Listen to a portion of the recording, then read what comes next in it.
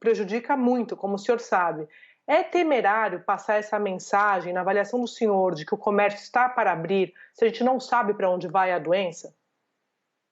Desculpa. Antes do senhor responder, me permita, o doutor Tabac pediu para concluir o raciocínio dele, eu peço a gentileza da gente ouvir o doutor Tabac. Não, Nelson, eu só queria discutir duas questões específicas da que nós entendemos bem, de ensaios clínicos. Então, veja só, por exemplo, o problema da cloroquina, porque essa é uma questão que está presente.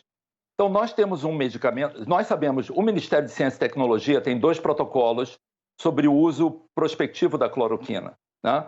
Com a abertura e com a liberação do uso pela portaria, na verdade, esses 2 estudos nossos desapareceram, porque com a liberação do uso da droga popularmente, então 2 estudos centrais que poderiam ser importantes prospectivos para nos darem uma informação, eles desapareceram. Então, a questão da cloroquina, que concentrou esses aspectos durante tanto tempo, e ainda continua, porque ela persiste, enfim, foi tema de grandes discussões ainda essa semana, elas trazem esse afastamento da nossa questão fundamental, que é como que nós conseguimos mitigar o problema da pandemia. Então, voltando a essa questão da vacina, claro, ela é fundamental, mas nós sabemos, o próprio Dr. Fauci mencionou, que é pouco provável que nós tenhamos testes definitivos antes de 1 ano. Nós precisamos avaliar se a vacina é eficaz, se a imunidade é mantida, e, obviamente, nada disso vai resolver o nosso problema hoje. Então, nós precisamos de uma questão hoje para que nós tenhamos um rumo, para que a gente possa saber exatamente quando nós temos uma perspectiva de sair dessa situação. Nós vemos outros países que tomaram atitudes mais severas e que hoje estão restabelecendo as suas atividades progressivamente. Então, há 2 meses e meio, 3 meses atrás, nós vimos esse quadro se desenhar. Ele se desenhou dessa maneira na Itália, na Espanha, nos Estados Unidos. E nós ainda estamos discutindo a cloroquina.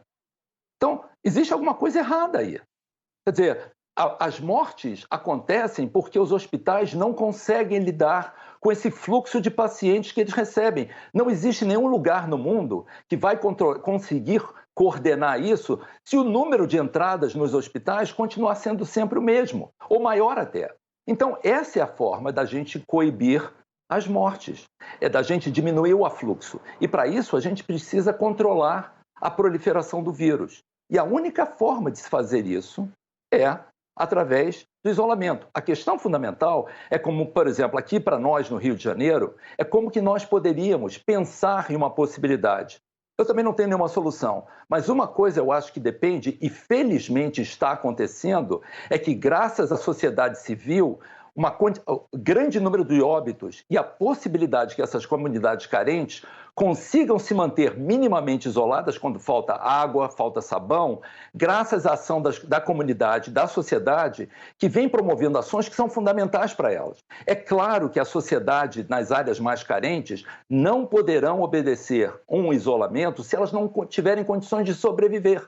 Então, é fundamental que essas ações se pensem antes mesmo de se considerar o isolamento. A condição socioeconômica é fundamental para que elas possam até respeitar o isolamento. Nós sabemos que, ao mesmo tempo que nós temos que entrar no isolamento, nós temos que planejar a saída. E, para planejar a saída, nós sabemos que nós dependemos de uma queda, de uma redução da incidência na curva e um grau de ociosidade nos hospitais, que não deve ser inferior a 30% ou 50%. A gente não tem nada disso. A gente não tem ações que protegem a nossa comunidade. A gente não tem uma previsão de como que esses leitos vão poder ser melhor utilizados. Nós não sabemos exatamente porque os testes não estão sendo feitos e nós sabemos simplesmente que o vírus não vai parar com palavras. Nós precisamos de ações. Palavras não vão interromper a progressão do vírus. Esse é o problema. Daniel, eu não sei por que você continua batendo na mesma tecla.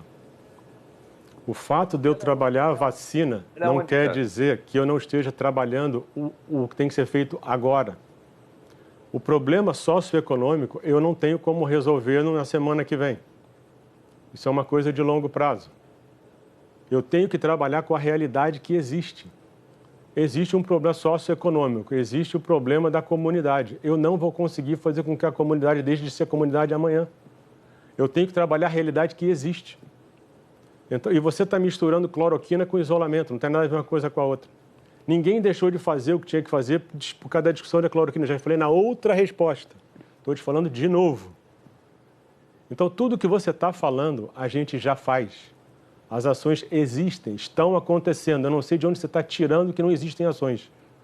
Eu lamento que você pense assim e eu lamento que você fale isso numa televisão como essa. É muito ruim para a sociedade você fazer isso. Isso é um desserviço para a sociedade, se você quer saber o que você está fazendo. Isso é um desserviço para a sociedade. Eu acho que você não deveria conduzir dessa forma, se você quer saber. Eu vou pedir vênia e chamar nossa Andréa Sadi de novo, para que ela possa